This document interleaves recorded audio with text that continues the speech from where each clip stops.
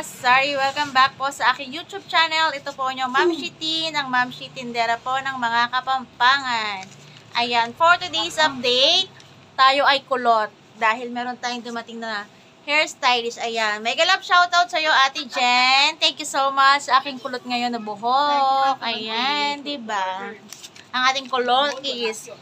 At ngayon, i-update ko kayo kasi dumating na ang ating ahente sa sigarilyo.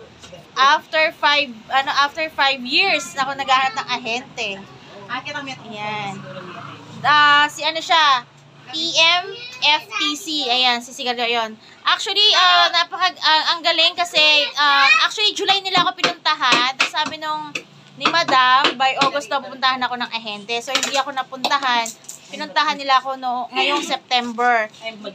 Pero ang kagandahan, nang binisita ko ng mga ahente, nakakuha na ako ng credit. So, qualified na akong makautang ng worth 5,000. Kahit na hindi pa ako bumili sa kanila ng items. So, ayan, di ba ang kagandahan? So, ipapakita ko sa inyo yun sa video kung ano yung mga credit natin, ha? At meron din tayong deliver galing kay grocery. Ako naman. Pinagay mo na ID kayo. Wapen, alikay ke. Kasi malambat na ako mainton kay supplier. Tapos, madam, pintaran na ako July. O, sabi niya, by August po, pupuntahan kayo. Ano? O, yan. Meron na akong supplier ng Marlboro. Ayan sila. O, sabi nila, kailangan titignan mo yung kotse. Yung second eh. Ayan yung second mo. O, ayan. Ayan. Meron silang PMFTC. Yes po. Diba? O. Ayan sila, kuya. Magpapautang.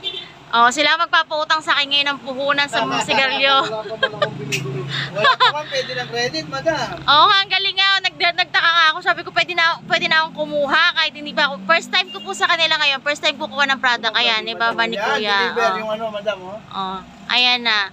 Ayan ang ating first credit. First visit nila, tsaka first credit ko sa kanila. O, diba? Ang ganda ang palintin eh. First visit. O yan, meron pa akong free lighter. Lighter, madam, Meron akong free lighter para sa mga nakikisindi na hindi naman bumibili dito. Hindi bumibili, pero nakikisindi lang. Tama. Sahot mo na lang rin. Ayan. Ang galing guys, kaya lang ako, hindi na nila ako pupuntahan. Pero tignan mo, first visit nila, may utang na ako kagad. Diba, ang galing? Ayan. Dahil first time pa lang ako mag-credit sa kanila, ang unang credit natin is 4,945. Ayan. So, meron na tayong dagdag puhunan sa ating sigarilyo kasi sigarilyo is malaki ang puhunan. So, ngayon, nadalaw na tayo ng ahente ng Marlboro. Ayan. So, no worries na tayo sa puhunan ng mga sigarilyo ng Marlboro. So, hihintayin na lang natin yan yung isa, si JETI naman yan. At ito naman ang ating grocery update para kay grocery. Ayan, bumili ulit tayo ng soft drinks kay grocery. Ayan, bumili tayo ng 2 case ng Mountain Dew mismo. Sprite, 2 case. Ang natin, Coke mismo natin, ang in-order ko is 5 kasi yan ang best seller sa atin. Tapos yung Coke Royal natin is 2 lang na case din. At bumili tayo ng isang case na 1.5 na Coke. At bumili tayo ng isang rim na Marlboro Lights. Kasi itong si Marlboro, bali naka-order tayo bago dumating yung ahente ng Marlboro. So kaya umorder lang ako kay ahente ng 5 kahang Marlboro Red kasi naka-order na ako kay grocery ng isang rim. Bali, ang total na ating pinamili kay grocery is, ayan, 5,380.95. Ayan, may kasama yung konting grocery kagaya ng canned goods, yan, yung 5 sardinas, ginisa mix, at Bear Brand, at meron din siyang mga Colgate yung nakasashay, umorder tayo kay grocery. At meron ding Nor Cubes, beef, yan. Tsaka meron din kape, yan. Siguro nakalagay dun sa box na yun. Bali, bukas ko na sila bubuksan. At dumating din yung ating ilista. Siguro yung mga iba is aware kung ano yung ilista. Ito yung ilista, ginagamit ko to sa aking paglo-load. So, pwede kang mag-load kay grocery na pwedeng utang. So, ang weekly niyang collection is sa akin is every Thursday. So, ang total na aking na-credit or na-ilista kay grocery is 1,079. Yan ang aking binayaran kay ilista. Yan. Itong ilistang ito ay ginagamit ko sa aking paglo-load. So, hindi na ako nagpopondo. Ako ay nangungutang na lang kay grocery. Diba?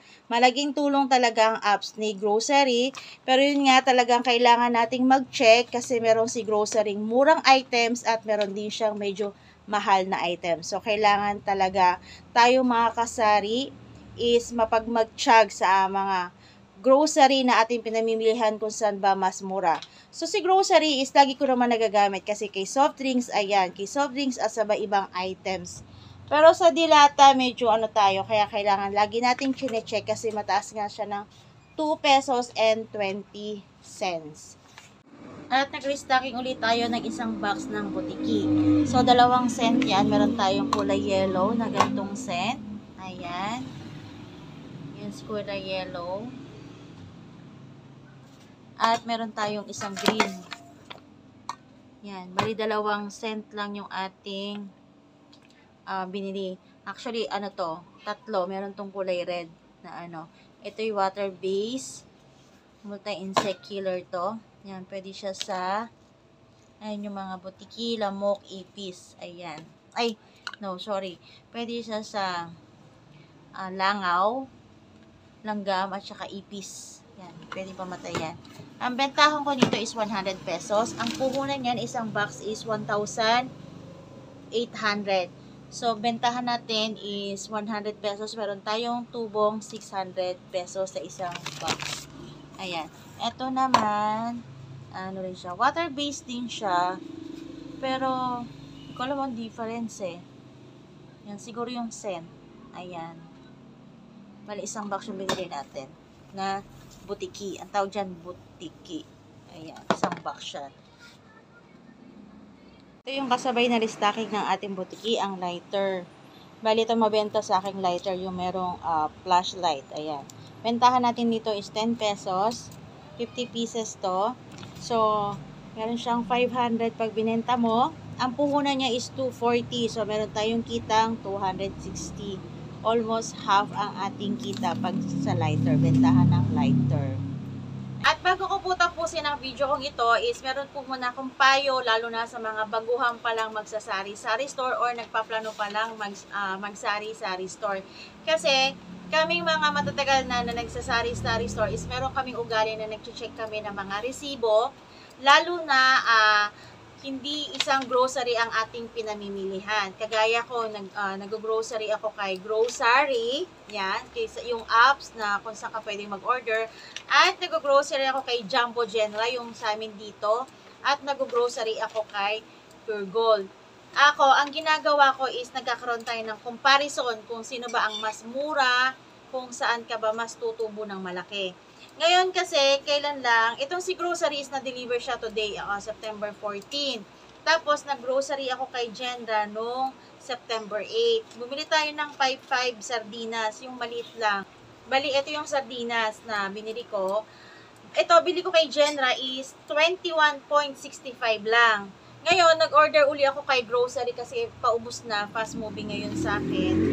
Ang presyo pala ni grocery is 23.85. So, ang laki ng difference nila ni Genra at kay grocery. Bali, ang difference nila is 2 pesos and 20 cents. Diba? Ang laki. Samantalang tayo mga kasari, ang tinutubo lang natin sa mga dilata is tig to 2 pesos or 150. So, kaya kailangan po tayo mga may tindahan or nagpaplanong mag-business para iwas lugi at makapagbigay tayo ng malaking tubo or kita sa ating tindahan, tayo po yung mapagmatsyag sa resibo. Meron namang item si grocery na medyo mura ng cents lang, 5 cents, kagaya ng swak na Bear Brand. Mura si lang ng 5 cents sa grocery. So, difference. Pero ito, nagulat talaga ako sa sardinas. Ang laki ng kinamahal ni grocery. 2.20 cents. Bali, 2 piso, diba? So, ngayon, hindi na ako bibili ng dilata kay grocery kasi medyo mahal. So, kaya bago ako nag-order, kine-check ko muna, nagkukumpara muna ako. Hindi ko lang nakumpara kagad to kasi sa sobrang busy. Ngayon ko lang na-check na na ganun pala yung presyo ni grocery. So, ayan. Pero dati kasi, mas mura si grocery. Ewan ko lang ngayon, siguro hindi sila nag-update ng kanilang presyo. Di pala nila napansin na mahal sila ng 2 piso kumpara sa ibang grocery. So, ayan. Grocery, baka naman update yung system nyo ha. Medyo mahal kayo. At ayan, that's all for today's video mga kasari. I hope po is nakapag-share ako at nakatulong tong video ito para sa mga nagpaplano pa lang magkaroon ng sari-sari store with poultry supplies. At kung nagustuhan niyo po ang channel ko, huwag niyo po kalimutan mag-like, mag-comment at paki-share na rin po.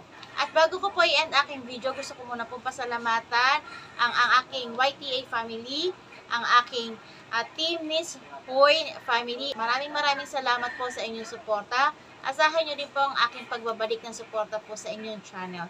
Thank you so much po. Lalo na po sa mga nakasubscribe na sa akin, maraming salamat po. At kung hindi ka pa po nakasubscribe sa aking channel, don't forget to subscribe. At huwag po kalimutan i-click ang notification bell para lagi po kayong updated sa aking mga video.